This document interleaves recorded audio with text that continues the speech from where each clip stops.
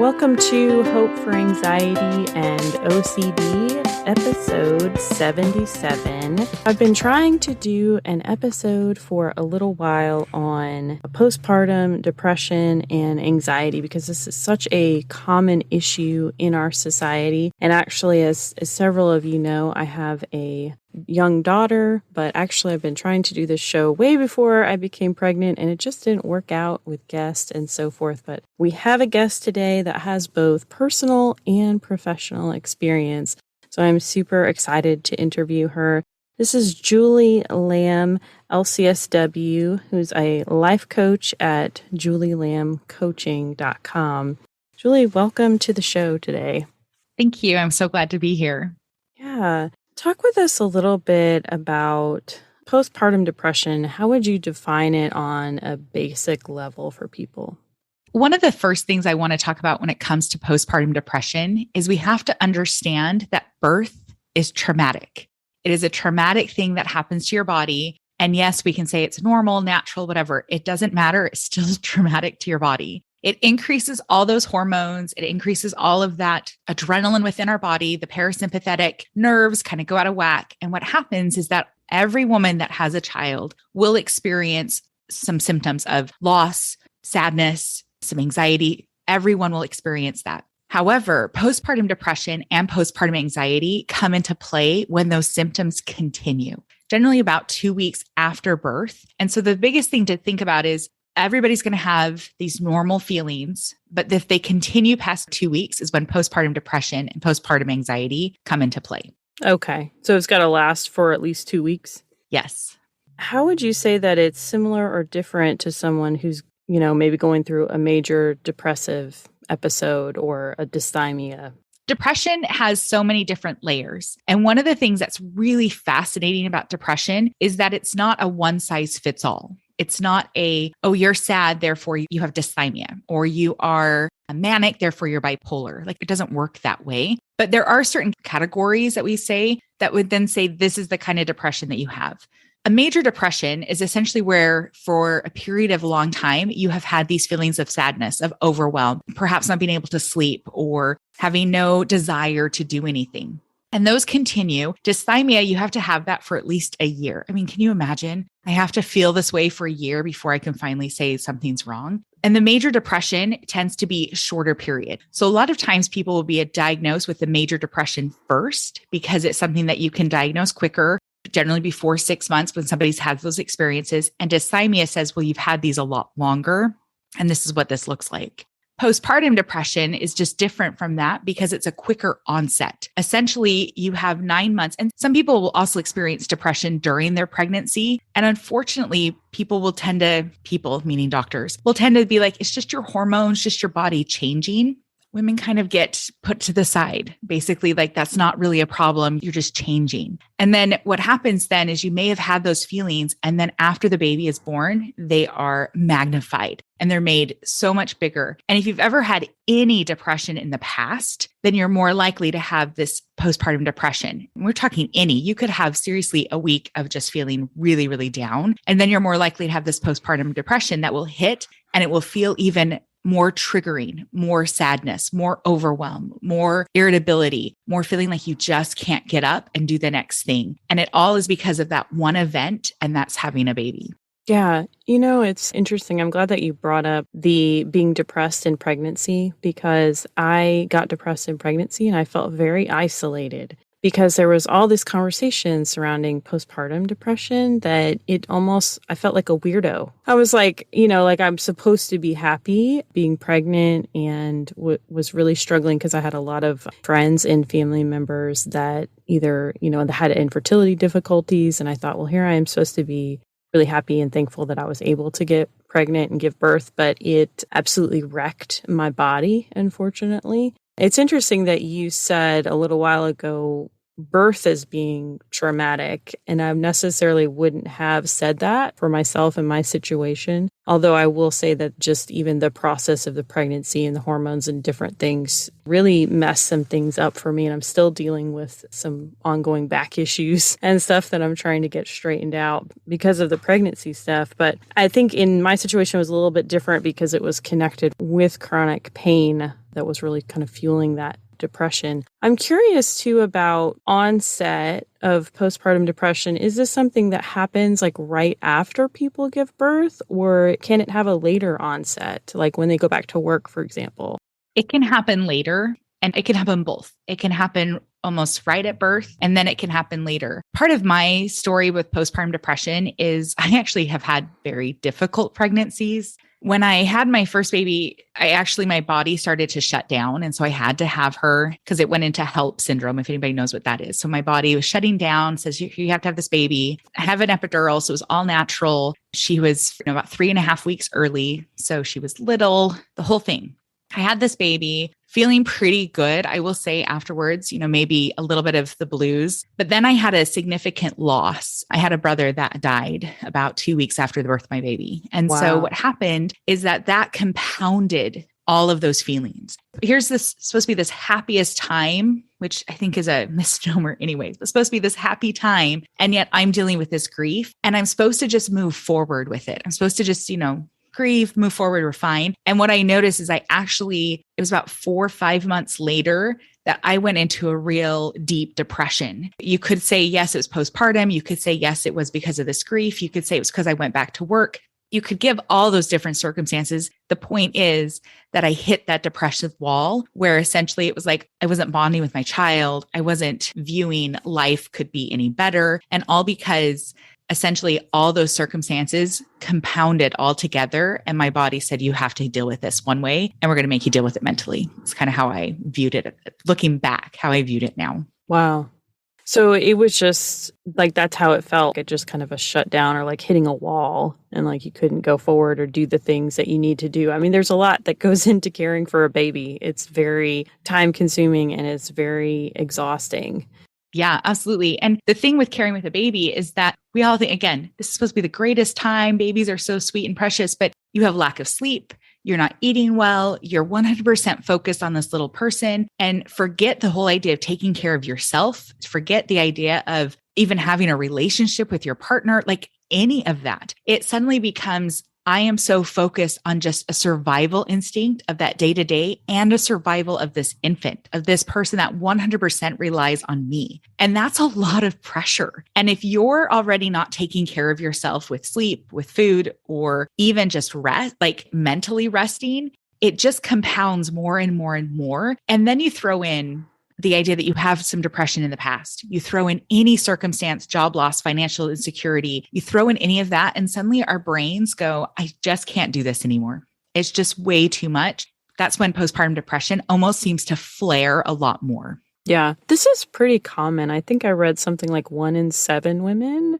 Does that sound about right? Just kind of from what you've seen statistic wise? Okay. Mm-hmm. So this is a pretty common issue, but I think a lot of times people feel very isolated by it if they haven't heard other people talk about it or known someone that's gone through it. Do you feel that way? Like just what you were talking about, the shoulds and the supposed tos that you feel like are on society? Yeah. And there's also this idea that this is what you're supposed to do, so you should just be okay with it. And so I think it also leads into a lot of women that are afraid to talk about it. You mentioned something, and I saw this a lot when I worked with adoptions for years, was the fact that there were women that felt guilty for having babies because their friend couldn't. And I worked with adoptions, and I felt guilty that I could get pregnant. And it becomes this fear of like, well, I should love this. I should be happy. And if you suddenly feel like you can't, that's a huge amount of pressure that you put on yourself and that you put on everybody else around you. And I noticed something really interesting with me was this idea that I had to do it all. And so here I was with this new baby, and I was like, I have to make sure the house is clean. I have to make sure that that I've got food on the table. I've got to make sure my husband's taken care of. And then, I have to go back to work, and I've got to make sure I'm working all these hours and I'm doing all these things. And suddenly it was like my husband was not good enough with the baby. It was only me that could do it. And all of us as women, we have this idea that there's a standard we're supposed to meet. And this standard comes from maybe something we've been taught, maybe something we've experienced. Maybe it's even something that we just inherently believe.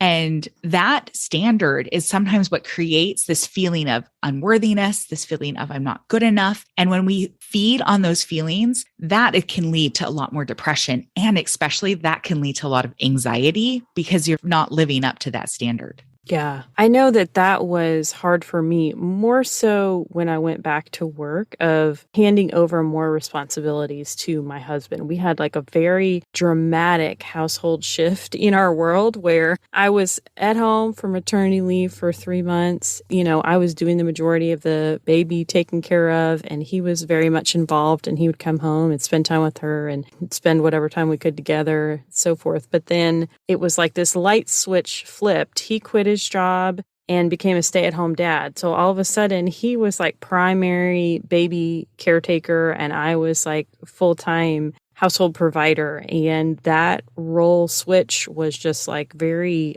jarring for us. And it took a lot of communication and a lot of adjustment. But for me, like learning that I had to let go of some things and trust him to be able to handle the baby stuff that I had like learned to do, like he can actually do some of these things. But I think what you're saying, like that sense of like, oh, I have to be the one to take care of this, or I have to be the one to handle it. Was it pretty easy for you to recognize that you had postpartum depression, or were you kind of in a little bit of denial, like, no, that's not me?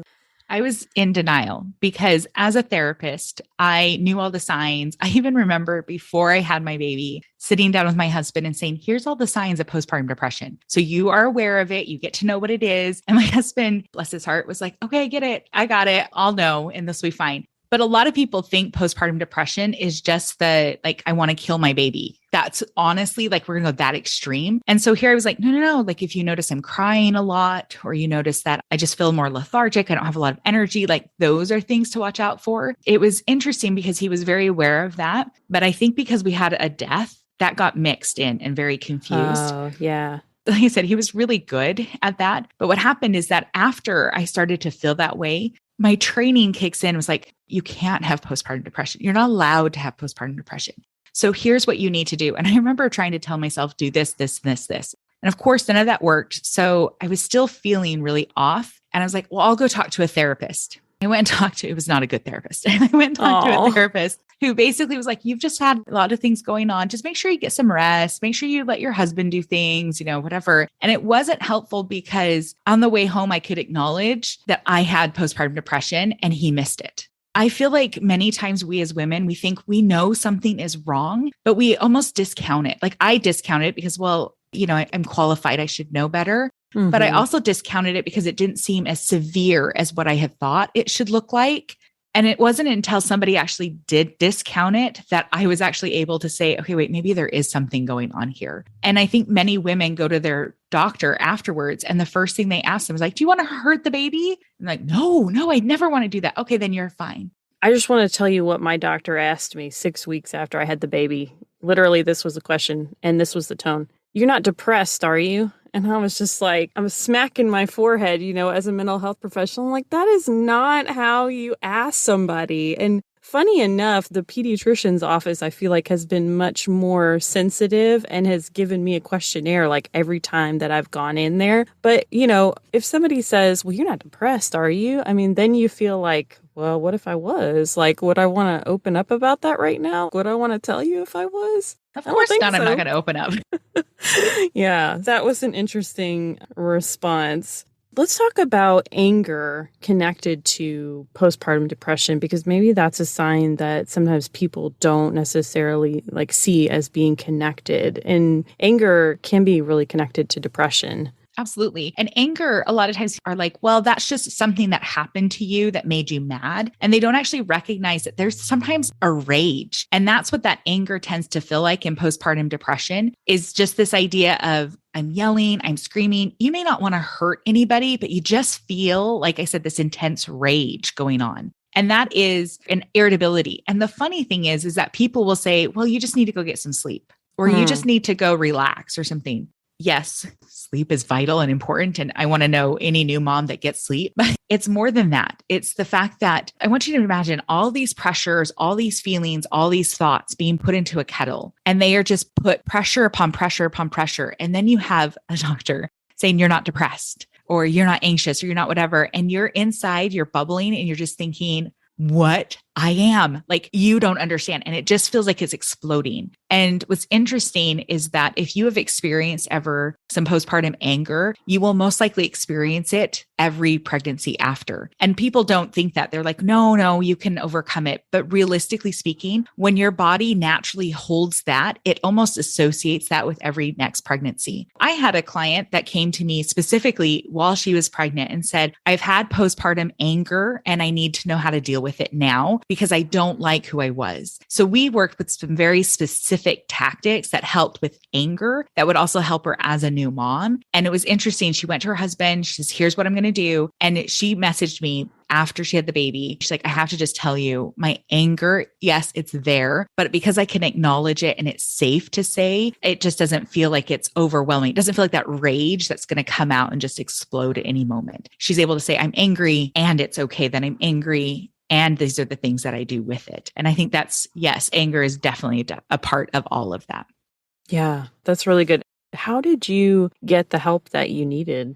I knew that something wasn't right. So I first went to my OB doctor, and she is fantastic. She delivered all my kids. I'm a high-risk pregnancy. So her and I are really good friends. She was like, Julie, here, you should take some Lexapro. You should take, just take something. It will help. And I will admit that I didn't want to, because I was like, well, no, I can do this on my own. But she was there. It's like, then talk to me, tell me what's going on. And you need to make sure you have somebody to talk to, that you have some resources in place. So it was really great that she could prescribe the medication if I needed it and wanted it. And there's nothing wrong with taking that. But she also was like, if you don't want to, here's the things that you need to do. So I did go. That's when I went and found that therapist. I would recommend that you don't go see a male therapist. That's my number one mistake, I think. I know we should say, no, they're all good. No. You need somebody that understands women's hormones and that specifically understands postpartum and understands what that is like. When you have somebody that knows those feelings, those emotions, and can help you through that, that's one of the best things. I did do some cognitive behavioral therapy. So with him, he didn't help me at all. So I went to with another therapist friend of mine, and I said, okay, this is where my thought is, and help me with my thought process. And so I did have that available, but at the same time, if it wasn't available, I would have gone and sought out somebody else, another therapist, somebody else to talk to. So by all means, that's kind of what I did. The other thing is I actually allowed myself to just take a break. And so I acknowledged that I'm not okay. I'm not good. This is not what I need to do. And I told my husband, I said, I need to just get away for a little bit because I am not in an okay place. I wasn't breastfeeding, so I was formula feeding at that time. And so I was able to kind of walk away and just take some time to myself. I knew she was in good hands. When I say take some time, it was literally like a weekend. It wasn't like I was gone for months on end. I thought about it, but no, it was just like a weekend. And I went and I just was able to just kind of relax into that. And I came back. I was really overly in love, I think, with my baby at that point, because it was like, I felt healthy. I felt good at that moment. And I think those are the things that really helped me, especially when I had my next two. And those next two were very difficult. And there was a miscarriage in between. I mean, there's lots of stories there that just compound all of that essentially after I have had my third, I was able to look back and say, here's the things you did that work, do this again. Here's the things that didn't work, don't do that. And I implemented that a lot quicker with number 3 than I did with number 1, obviously. From what you've seen in your experience, is postpartum more common for first-time moms or not necessarily? Not necessarily. I'd love to say, oh yes, if you have it once, then you'll never have it again. Or if you've never had it, you'll never have it. That's not true. I believe that there is a chemical that does get impacted very much so with every pregnancy. I explained it kind of my first pregnancy, I left feeling like something was just incomplete within me. My second pregnancy, I literally felt like all my hormones went back into place. It was like weirdest sensation. And it was actually the healthiest, I would think, after that pregnancy. But I got pregnant really soon after that one. And then it was like I was depressed pre having this baby because it was so close. It felt so soon. I wasn't sure I could handle this. And then that impacted, I feel like my depression, well, no, actually it was anxiety that hit me after the third one. Depression was the first one, but then I had anxiety the third one. And so I think that that's important to recognize too, is that you don't always have to have depression. I had depression and then I had anxiety the last pregnancy, and they can also look very different. I think the second one, I did have a lot more of what we're going to call the baby blues, because it was, a new baby. It was hard. She didn't latch. She was so difficult in that way. It was like some of that. Whereas with the third one, she was in NICU, and that escalated my anxiety, escalated some of my concerns in that aspect. So I think you really have to look at the circumstances around each pregnancy to understand sometimes which one somebody may perhaps have. Yeah, that makes sense. Tell us briefly about postpartum anxiety. Like, how does that typically show up for moms? Anxiety is a worry, and it's a fear almost. This is fear-based. And so postpartum anxiety is where for moms, it's like you're deeply worried something's going to happen to the baby. And so many moms may not sleep at night because they're constantly making sure the baby is like nothing's going to happen, or they are afraid to leave the baby with anybody because something could happen to them or the baby. They're even afraid sometimes to leave their house, because what if something happened to them and the baby? And so it becomes a fear-driven base where you are so afraid that something terrible is going to happen that you then try to protect it and hope that nothing does happen. Anxiety really shows up that way, shows up more of that fear and that a worry about the incessant worry about the future. Yeah, I think that that's a good distinction to make. And this, we have some listeners who also have OCD. And so it's important for people to realize too that OCD latches on to things that are important to you. And so you may have different themes come up either when you're pregnant or after you have your baby. And if you start to have, obsessions about harming them or those types of things, that may be part of your OCD that you might need to get help for. How did you handle that anxiety? I mean, obviously you felt like, okay, you wanted your baby to make it through the NICU and be okay at home. I know, like for me, I didn't realize like how still babies can be when they're sleeping. I know I definitely did a lot of like breathing checks and was a little worried about SIDS, not to an extreme level, but I definitely was like, is she still breathing? Like, oh my goodness, she's been like so still. She has not moved. Yeah. I think what helped me with the anxiety is that actually this is the same doctor. When my baby was in NICU, she came and found me and pulled me aside one day and she said, it doesn't feel like this is a good thing right now. She says, but your baby's going to be fine. And she said, you did everything right during this pregnancy. I was like, of course she would say that because, she's the one that delivered this baby, but she'd been with me through 2 other pregnancies. This pregnancy was more challenging. And she's like, we did everything right. This is not your fault, which I needed to hear from that professional. Yeah. And then she told me, that this baby will be okay in the NICU. Your number one focus, she said, is to sleep. She said, I want you to heal because you've had, again, this traumatic experience of giving birth. I need you to heal. Trust NICU will take care of your baby. And she said, you will actually feel so much better. And I really wish that we had more professionals like this doctor that actually were the ones that cared about us as patients, not only to be able to say, yeah, this sucks. This is hard. This is not what you signed up for, but it will be okay. And here is what you need to do in the process.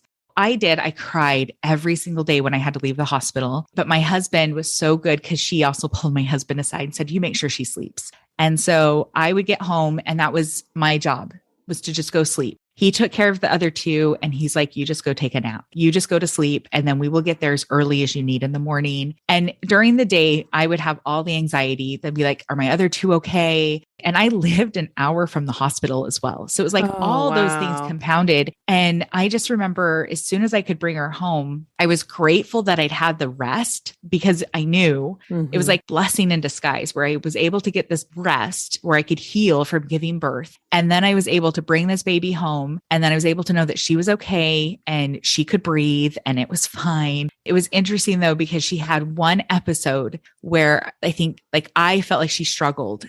And then that's when my anxiety was like, came back in full force. And when I recognized it, I didn't say, oh, Julie, just sweep it on the, it's fine. I allowed myself to say, of course I'm anxious. Of course this is difficult. And I allowed myself to say, it's okay. And I cried and I allowed that. I think sometimes we are so used to just pushing through and being strong, that you have to be okay to allow yourself to just cry, to allow yourself to feel that. And there's some other things that I did. If any of your listeners are familiar with tapping, I did a version of tapping for myself at that time. Okay. I also did some guided imagery just for myself to kind of find my places that helped me. And those were things that helped a lot. And then it's interesting. So my baby isn't such a baby anymore because she's 7. And I noticed that this summer, my anxiety seemed to spike. It was like, I was worried about my kids, worried about something happening to them, worried, like all of those. And it was interesting how I could recognize, of course, I'm anxious because I'm worried and I love these children. And it's okay that I'm anxious about them. And it's okay that I then do something with it. So I think never, ever tell yourself that my anxiety, my depression, my OCD is a problem, is wrong. Like it hurts, because it doesn't. It's normal. It's absolutely just a part. And it is okay to be anxious. It's okay to be depressed. It's okay to have OCD. It's okay to tell yourself, I have me. I'm all right. And then to be able to say, this is what I'm going to do with it. This is what this means. This is how I handle it. And what that may look like for you definitely is very different per person. But that's, for me, that was the best thing, is to be able to say, of course I'm anxious, and it's okay that I'm this way as well. Yeah, it is okay that you feel a certain way, and so normal and so understandable a lot of times. Like when we really look at the situation that we're going through, it's like, yeah, this makes sense, that you'd feel that way. One question I like to ask people towards the end of the podcast is like, what would you say to your younger self who is going through postpartum depression, postpartum anxiety? What would you want her to know?